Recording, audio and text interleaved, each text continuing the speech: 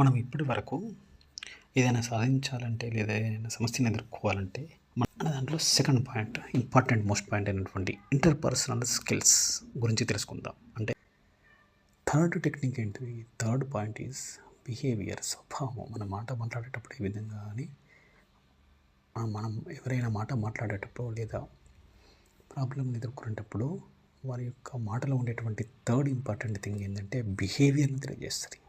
వారి యొక్క బిహేవియర్ అంటే స్వభావం.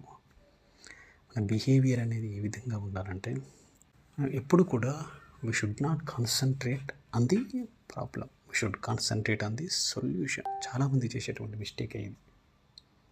ఈ విధంగా చేస్తారంటే దీని 4 రకాలుగా ఉంటుంది.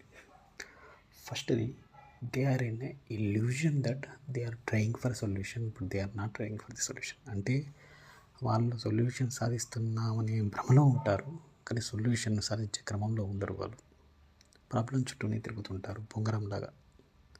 We should come out of the problem and we should start thinking.